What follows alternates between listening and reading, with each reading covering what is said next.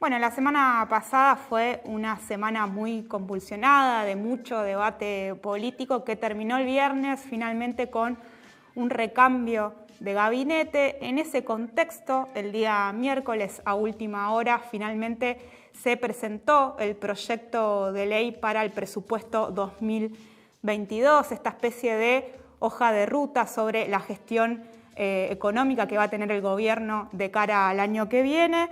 Entre los aspectos más relevantes se puede mencionar que este proyecto estipula un crecimiento del PBI del 4%, prevé una inflación que va a rondar en el 33% y un dólar a 131 pesos. Por otro lado, no se prevén pagos de capital al FMI y se estipula también un crecimiento del gasto social y un recorte de subsidios a las energéticas. Como todos los martes, vamos a contar con la reflexión y la opinión de Julio Gambino, doctor en Ciencias Sociales y presidente de la Fundación de Investigaciones Sociales y Políticas, con quien estamos en comunicación. Julio, buenas noches, muchas gracias por este contacto.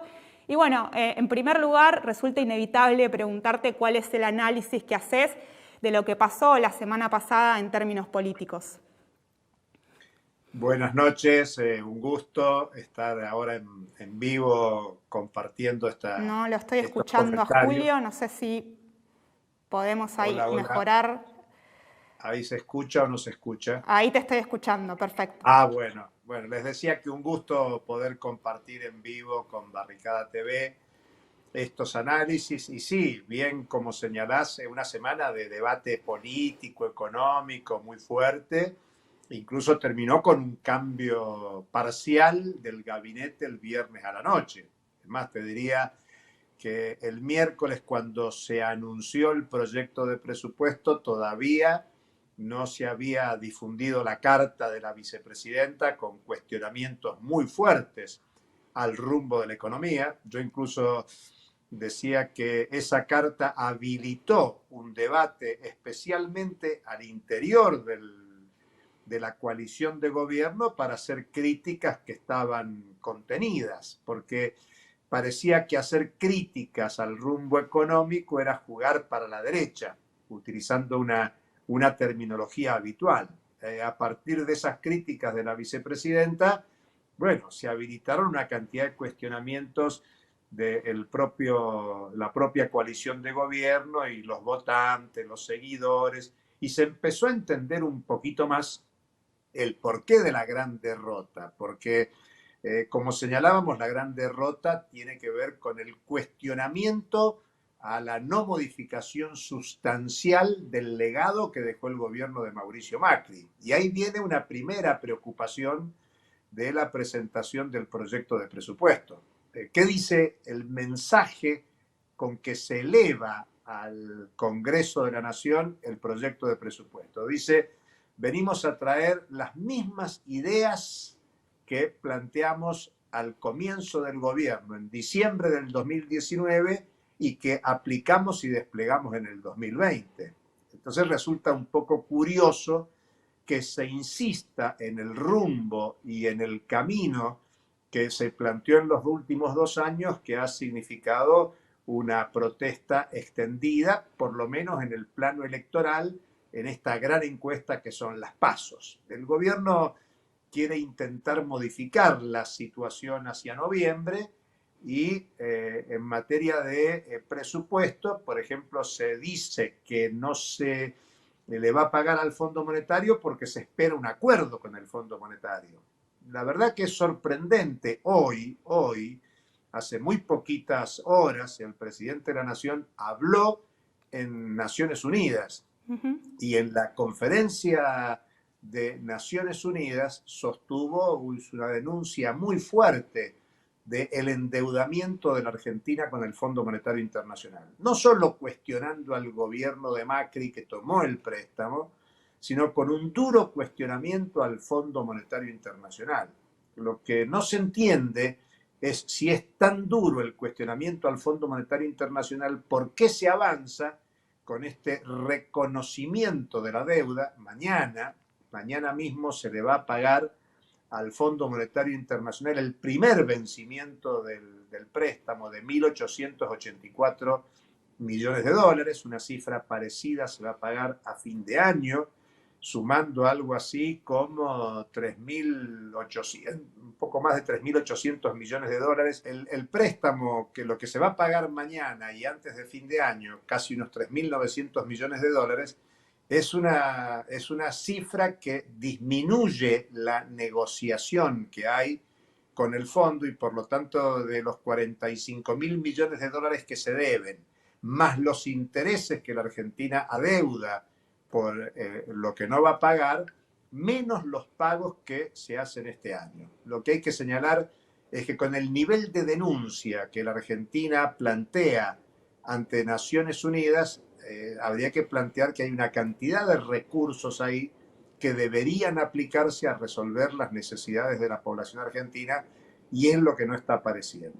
La presentación de datos del presupuesto que vos anticipabas, bueno, este año los números del presupuesto presentado el año pasado no se cumplieron, es muy probable que estos números tampoco se cumplan. Hoy se conocieron los datos de la Organización para la Cooperación y el Desarrollo Económico, que dice que Argentina este año va a crecer entre los países que más crecimiento van a tener en el mundo, cerca de un 7,6%, pero el año pasado la economía cayó 10%. O sea que aún siendo de los países que más va a crecer en el mundo, no recupera todo lo perdido el año pasado y ni hablar de lo que se perdió durante los 4 años del gobierno Macri.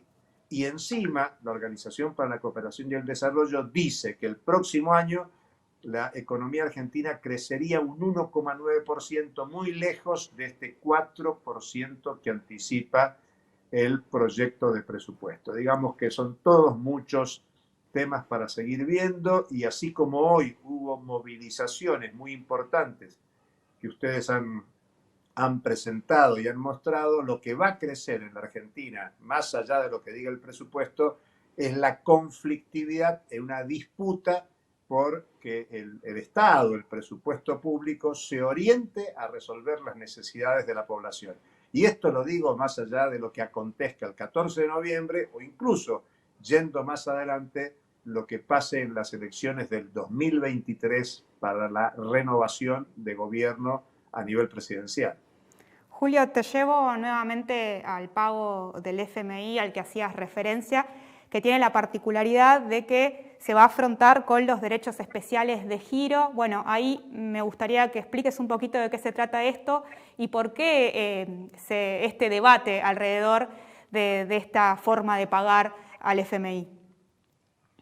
Lo primero es que al FMI no habría que pagarle. Yo vuelvo a decir, ¿no? Porque suena como raro, con un discurso tan fuerte del presidente que ha hecho acá en la Argentina, cuando empezó el periodo legislativo, y hoy en Naciones Unidas un discurso muy fuerte, crítico sobre ese préstamo. Lo primero es que no debería pagársele, se deberían suspender los pagos al Fondo Monetario, porque es una deuda odiosa, es una deuda que no ha generado ningún beneficio ni para el pueblo ni para la nación. Digamos que no se invirtió en hospitales públicos, en escuelas, en infraestructura.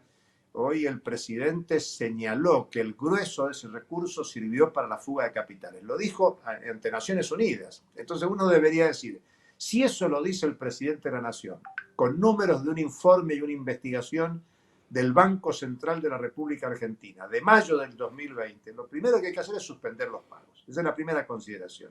Segundo, el Fondo Monetario emitió derechos especiales de giro que los reparte entre los países miembros del Fondo Monetario para atender la crisis sanitaria de la emergencia del COVID. A la Argentina le tocaron 4.334 millones de dólares. Bueno, esos recursos hay que aplicarlos a resolver la emergencia sanitaria.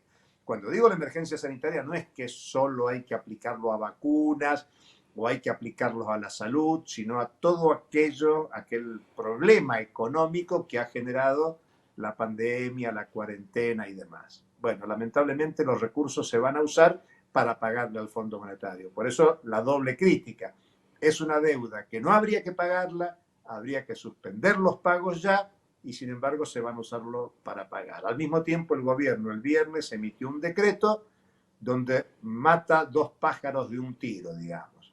Va a usar esos derechos especiales de giro para pagar deuda, pero al mismo tiempo va a cancelar deuda con el Banco Central de la República Argentina para que el Banco Central pueda seguir emitiendo deuda para atender las necesidades de financiamiento de gasto público que tiene la Argentina, sobre todo en esta etapa que se necesita recuperar votos, es decir, que haya gente que vaya a votar el 14 de noviembre. Muy probablemente mañana se anuncie, por ejemplo, la actualización del salario mínimo.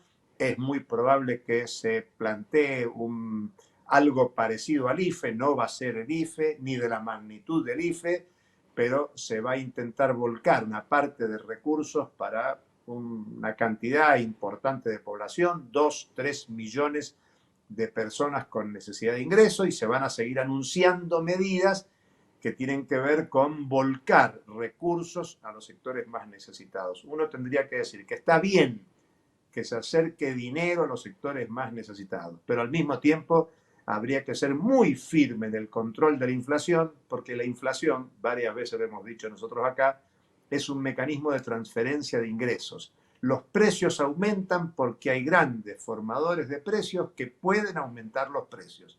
No son los jubilados, las jubiladas, las trabajadoras, los trabajadores los que pueden aumentar el precio de la fuerza de trabajo, el precio de las jubilaciones, sino que son los grandes fijadores de precios los que aumentan la inflación. Por eso, pagarle al Fondo Monetario no es lo adecuado, no es lo correcto. Mañana va a haber movilizaciones en todo el país, desde el mediodía en el Congreso, junto a la movilización tradicional de los miércoles de los jubilados a las 15 horas en el Congreso, porque el Fondo Monetario no solo quiere cobrar, sino que además tiene cláusulas en las que se establece la reforma laboral y la reforma previsional, que no son reformas para mejorar los ingresos de las trabajadoras, trabajadores, jubiladas y jubilados, sino son un mecanismo más de ajuste. Por eso, estos derechos especiales de giro no deberían volver al Fondo Monetario como pago de un crédito odioso, sino que deberían utilizarse para resolver la emergencia sanitaria o la emergencia económica vinculado a los problemas de pandemia y cuarentena que ha sufrido sobre todo la población más empobrecida, prácticamente la mitad de la población.